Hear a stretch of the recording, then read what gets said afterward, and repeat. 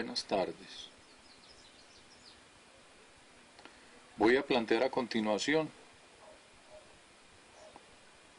un tema relacionado con los asuntos que pueden llevarse a la pintura con relativa posibilidad de éxito. Es un tema que considero de honda dificultad y voy por eso a apoyarme en un pequeño texto que preparé para este motivo.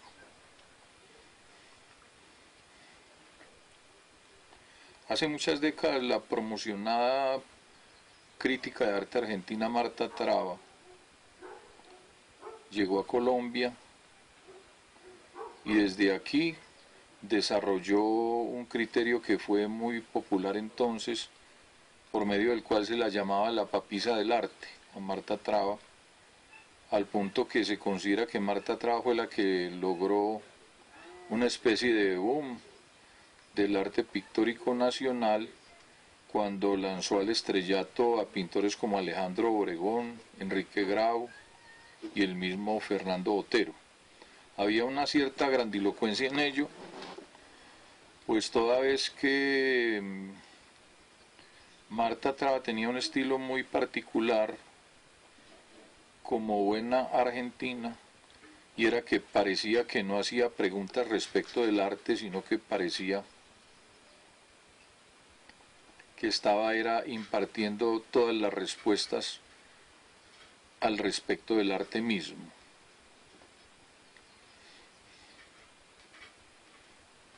O sea, mientras todos los mortales nos enfrentamos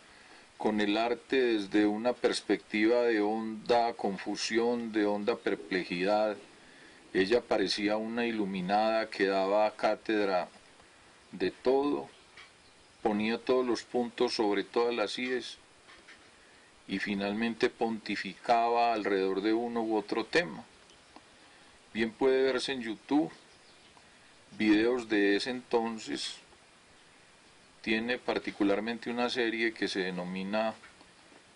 Historia del Arte desde Bogotá, una serie de videos desde los cuales ella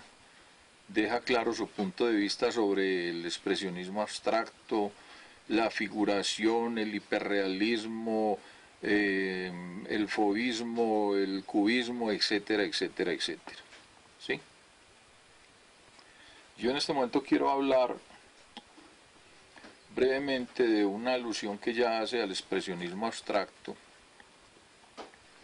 porque me parece que esto sirve un poco de atractivo para iniciar una reflexión con los estudiantes de artes plásticas respecto de qué asuntos se pueden intentar llevar a la pintura con alguna posibilidad de éxito. Dice Marta Traba en el video al que hago referencia, cuyo link dejo incluido aquí. En 1914, Kandinsky, en Múnich, acaba con la tiranía del motivo y le da a la sensación categoría de tema. Que el expresionismo abstracto surge por el abandono del motivo, por el abandono del tema, por el abandono de la figura o de la figuración. Incluso de ahí se deriva que también por el abandono del acto representacional, ¿sí? Pero todo eso, a mi modo de ver, resulta tremendamente impreciso. Pues bien sabemos que un pintor como Rocco pinta en sus obras cuadrados y rectángulos, que de hecho son figuras.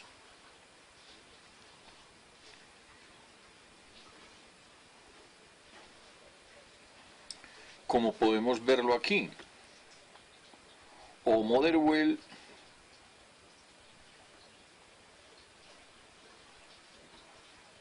pinta unas formas extrañas que las usa como elegía a la reconciliación, por ejemplo, una de sus obras, o otras obras con esas mismas formas extrañísimas las usa como motivo para referirse a la República Española.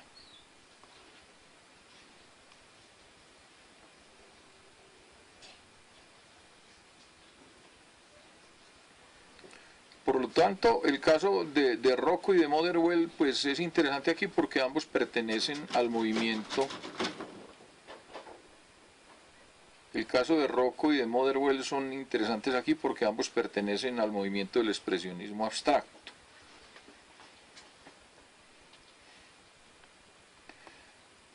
Me parece que la visión que plantea Marta Traba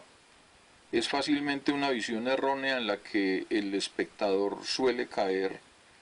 y que queda muy distante del punto de vista del autor, puesto que lo que el espectador ve no es necesariamente lo mismo que el autor ha de ver en el proceso de la pintura.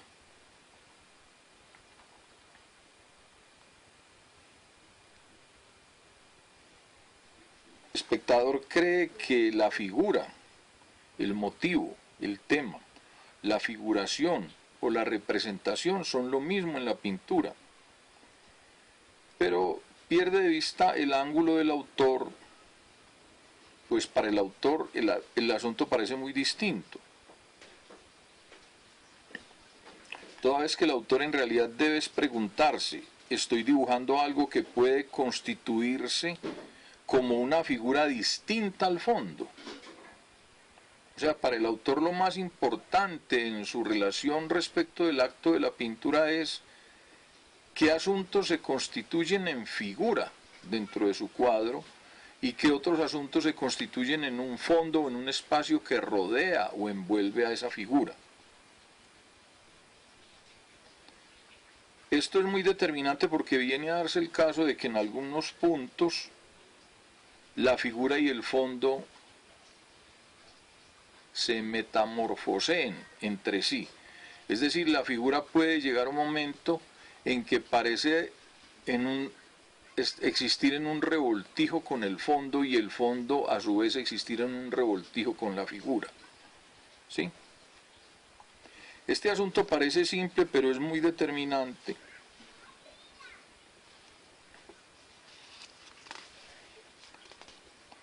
Toda vez que cuando la figura y el fondo son elementos definitivamente muy bien diferenciados, el asunto del dibujo parece una fuente propicia para el acto pictórico. O sea, si yo parto de un dibujo en el que la figura y el fondo están claramente separados, esto es en cierta medida pintable. Mientras que cuando yo parto de un boceto, de un dibujo, de un proyecto pictórico en el que la figura y el fondo aparecen retorcidos entre sí, de manera que la figura se mete en el fondo y el fondo se mete en la figura, se traspasan uno al otro, se permean, etc. Ese asunto que puede plasmarse en un boceto de manera muy eficiente a través de las líneas de un lápiz, de un marcador, etc., en cierta medida resulta siendo imposible de llevar a la pintura. O sea, cuando la figura y el fondo se hallan radicalmente diferenciados en un boceto, esto es pintable, y cuando la figura y el fondo se hallan metamorfoseados uno al otro en el boceto, esto en cierta medida no es pintable. Este es el asunto de esta charla. Me parece un poco sofisticado el tema, un poco complejo, pero vamos a tratar de desarrollarlo.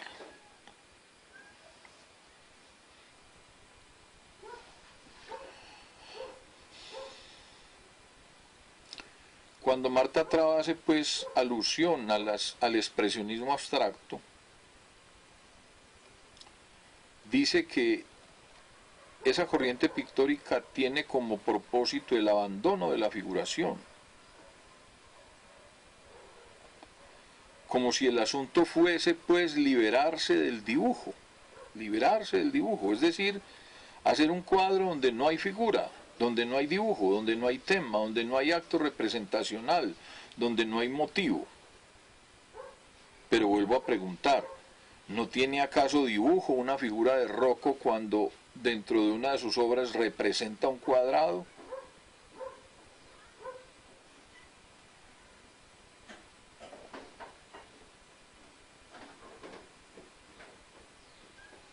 Supongo que el asunto no era pues en realidad zafarse del dibujo, sino solo zafarse del dibujo naturalista y conseguir el criterio de un dibujo ampliado. Yo creo que este es el núcleo de esta reflexión y después de darle muchas vueltas a estos asuntos vamos a llegar a esta conclusión de manera un poco más detallada.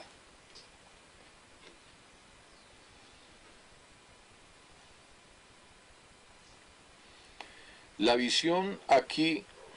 del espectador parece un tanto pobre, porque no se trata de que un espectador diga, este pintor abandonó el dibujo naturalista, sino que desde un punto de vista del dibujo ampliado se trata de preguntarse, este pintor está partiendo de dibujos que se cierran y se separan del espacio, de dibujos de formas que se consolidan, que se estructuran, y que se separan coherentemente del aire que les rodea a esas figuras en ese espacio pictórico. O muy por el contrario, se está partiendo de dibujos que se abren y que se confunden con el espacio que les envuelve dentro del ambiente pictórico mismo.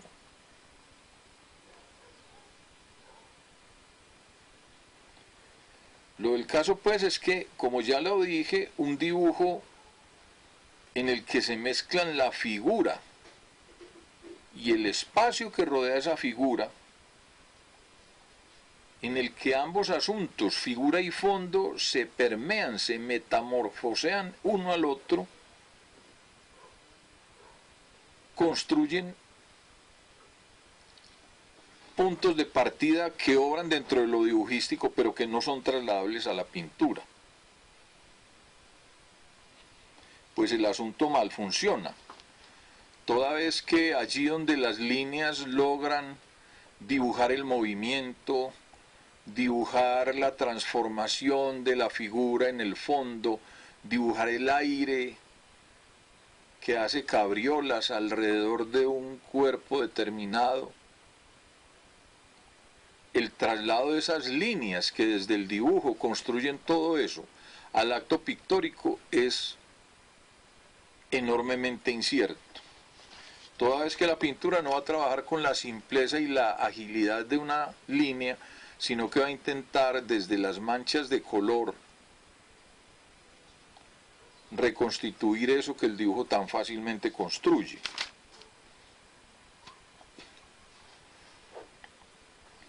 Lo que estoy tratando de decir pues es que un pintor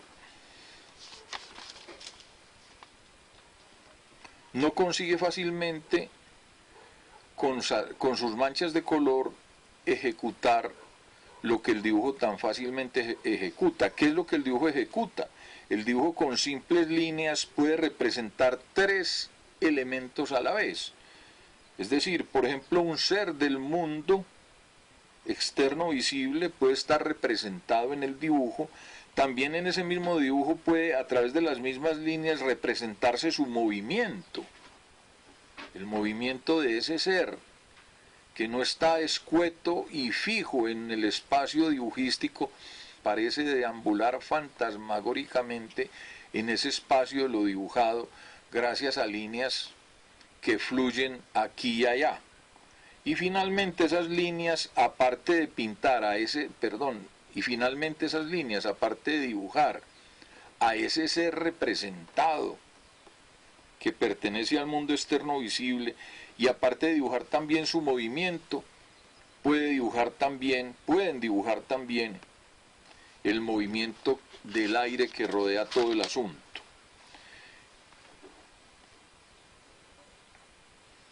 Mientras que cuando el pintor utiliza ese dibujo para intentar convertirlo en una pintura, se da cuenta que esos tres elementos son casi imposibles de dominar por la mancha pictórica en sí. El asunto se complica tremendamente cuando nos damos cuenta que si se diese el caso que un pintor quisiese hacer representación de una figura, o del movimiento de esa figura, o del movimiento del aire y del espacio que rodea esa figura, de alguna manera no podría entregar esa acción al solo procedimiento de sus manos. O sea, de alguna manera el pintor solo consigue plasmar en su pintura el movimiento de la figura misma y el movimiento del aire que rodea esa figura, valiéndose de una cosa inesperada, ¿sí? La del movimiento de las sustancias pictóricas. O sea, el pintor no puede prescindir de las características de la sustancia pictórica, de tal manera que si se está valiendo del óleo, que es una sustancia viscosa, o de los barnices, que son sustancias también viscosas, o del acrílico, que son sustancias más pastosas que el óleo, o que los barnices, o si se está valiendo de la acuarela, que son sustancias casi evanescentes dentro de la fluidez del agua, o si se estuviese valiendo de cualquier otra técnica que utilizase, por ejemplo, el fuego sobre el material pictórico, sea desde arriba, con un soplete que se aplique desde arriba, con un soplete que se aplique desde abajo, si se pintase en una lata, por ejemplo, que diese resistencia a ese proceso pictórico, todos los movimientos de la sustancia pictórica, sea porque son la fluidez del óleo, de los barnices, la evanescencia del agua, el carácter matérico de masa que posee el acrílico, o el carácter crepitante que podía dar a esas sustancias, por ejemplo, la acción del fuego, todo ese movimiento de la sustancia pictórica sería imprescindible utilizarlo para intentar darle movimiento a la figura y al aire y al espacio que se está representando. O sea, con esto quiero decir de que la figura en movimiento dentro de la pintura no puede entregarse solo a la decisión de la mano del autor, sino que también es imprescindible que en ese movimiento participe el movimiento mismo de la materia pictórica. Ese es el gran logro, el gran descubrimiento de Jackson Pollock, cuando consigue una dinámica casi desquiciada, casi enloquecedora, de las formas que fluyen sobre la superficie pictórica, pero las consigue no como algo que se premedita, que se calcula y que se domina, sino como algo que se somete al albedrío de la sustancia pictórica misma. Es decir, a la sustancia pictórica se le permite que baile sobre la superficie del cuadro, de tal manera que desde ese baile el cuadro se vaya estructurando gradualmente en una intervención relativamente indirecta de la decisión del pintor. O sea, es indudable que el pintor toma decisiones, pero también es indudable que la materia pictórica a su vez está tomando sus propias decisiones. Es una interacción entre las decisiones del pintor y las decisiones de la materia pictórica a través de la capacidad y la disposición que esa materia tiene para moverse, para ubicarse en su formato, para adherirse a él, para secarse, para chorrear, etcétera, etcétera.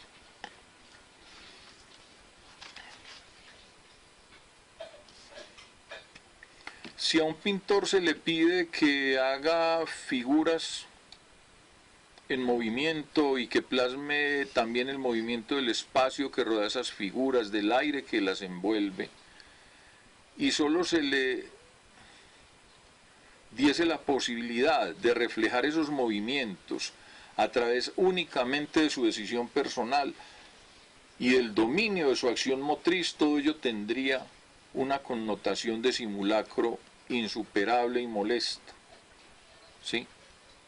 el movimiento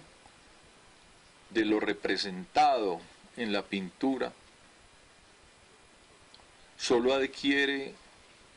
el carácter de lo genuino cuando está basado en el movimiento mismo de la materia pictórica, en cómo la materia pictórica fluye, se coagula, chorrea, se esparce, crepita, se quema, bueno, etcétera, etcétera.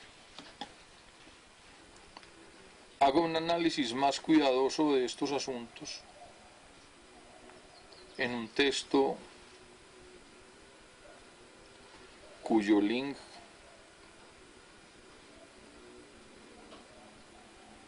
dejo a continuación. Y aquí pues me limito a la parte gruesa, sustancial del asunto, porque de alguna manera el video se presta mal para estos procesos reflexivos de honda dificultad. Quiero concluir con lo siguiente. La idea central de Marta Traba, por medio de la cual ella quería hacernos creer que el pintor puede renunciar a tener una figura en su obra, a tener un motivo en su obra, a tener un tema en su obra, es decir, a tener un acto representacional. Son todos asuntos, son todas renuncias que pasan por la renunciación al dibujo. Es una idea que surge porque esas 5 cosas, la figura, el tema, el motivo, la representación y el dibujo mismo, han intentado ya milenariamente para nuestra cultura occidental pasar por un propósito naturalista que liga todo eso al estudio, al análisis y al intento de dominio de la naturaleza misma. O sea, cuando el pintor está sometido a la idea del naturalismo, cuando el pintor está sometido a la idea del naturalismo, derivado de esa idea,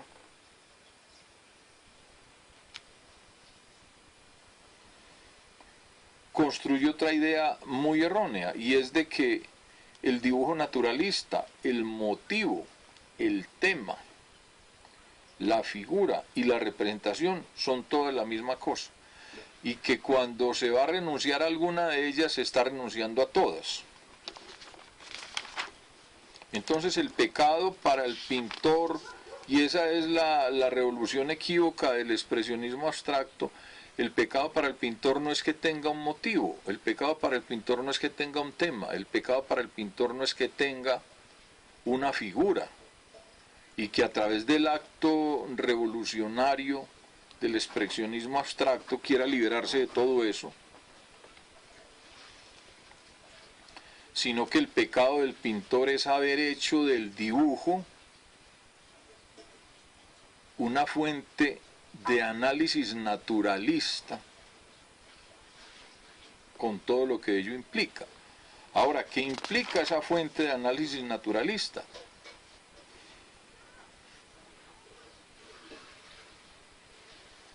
El análisis naturalista implica el intento de dominio sobre las formas correctas de lo natural. Y ese intento terminó por arrojarnos a una sequedad inaudita, que nada se acerca y sí se distancia terriblemente del criterio de la expresión pictórica, siempre tan cara a todo el arte plástico en sí. Entonces, muchos autores y muchos críticos, incluida Marta Traba, creyeron que se trataba de liberarse del tema, que se trataba de liberarse del motivo, que se trataba de liberarse de la figura, de la representación e incluso del dibujo entero, cuando en verdad se trataba era de liberarse de la intención estulta de dominar la naturaleza. Toda vez que ese acto de dominio del ser humano respecto de la naturaleza pronto se convertía en un acto de dominación, y luego en un acto de usufructo, y luego y finalmente en un supuesto derecho a la expoliación de la naturaleza en sí. Todo lo cual nos ha puesto pues en este descalabro ecológico, todo lo cual nos ha puesto pues en este descalabro ecológico, del cual finalmente solo terminará quedando lo malo. Pues obviamente la naturaleza no está para ser expoliada, no está para ser dominada, no está para ser usufructuada, toda vez que usufructuarla, dominarla y expoliarla solo se hace posible si se acepta como corolario inevitable la autodestrucción de lo humano. ¿Cómo puede el ser humano pretender que está en camino de dominar la naturaleza, de ejercer sobre ella a través de ese dominio un acto mayúsculo, ya no solo de dominio en la suavidad del término, sino de dominación, desde una connotación más dramática para pasar finalmente al criterio del usufructo y de la expoliación, sin que todos esos procesos de dominio, dominación, usufructo y expoliación no impliquen un asunto de destrucción que termina por destruir al ser humano también, que ejerce esos actos inmisericordes y alucinados, sin darse cuenta que no es posible destruir a la naturaleza sin destruirse el mismo, que no es posible expoliar a la naturaleza sin destruirse el mismo. Entonces, de alguna manera,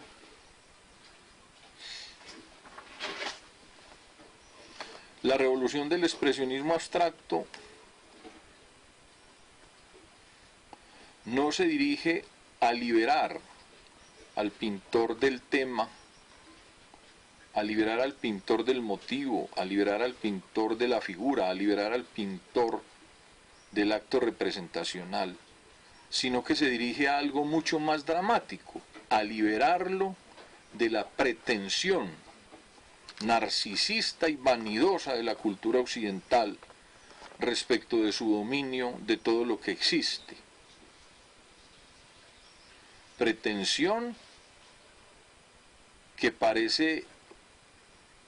convertida en gritería cuando el pintor se jacta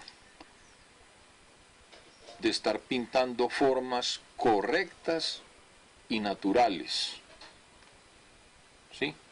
Por ese motivo finalmente caemos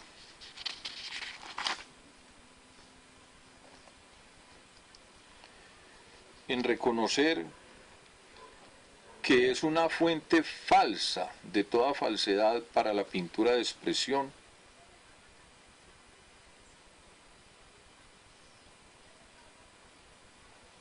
la estructura fija y exacta de lo natural en primer lugar, y en segundo lugar la fotografía pasivamente repetida por el acto pictórico. O sea, ¿acaso pueda usarse la fotografía como motivo inicial, como dicen que la usó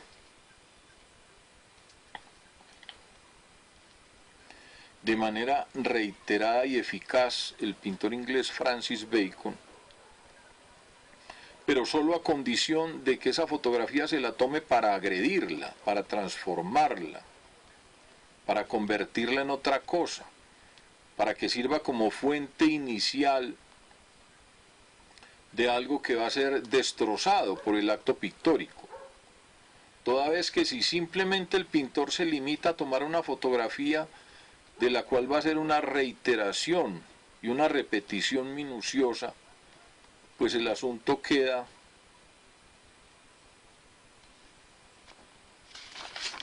en la nadería de lo innecesario, en la nadería de lo innecesario. Así como aquella anécdota de Henry Rousseau, que pintando en el campo ve a un campesino que se le acerca y al ver que está pintando un árbol le pregunta con todo candor: Señor, ¿usted para qué pinta ese árbol si ese árbol ya está allá? Si usted puede ver el árbol allá, ¿qué se propone al plasmarlo de la manera más exacta posible en esa tela, en ese bastidor? Si lo único que intenta es repetir sobre ese bastidor lo que ya está allá. O sea, la pintura como ese acto de repetición de una realidad preexistente, de una naturaleza preexistente, pierde todo sentido, sobre todo cuando esa realidad solo está referida al mundo real externo al pintor mismo, pues esa realidad cobra sentido solo en la medida en la que va a mezclarse con la realidad interna del autor para crear una simbiosis de realismo que está de manera muy sorprendente a gran distancia del naturalismo. Entonces, mientras el realismo es una verdadera fuente de las artes plásticas, pues mezcla la realidad externa y la realidad interna del autor, el naturalismo cae seco al pretender una reflexión exacta y minuciosa de la realidad visible a despecho de la realidad interior del autor en sí. Muchas gracias.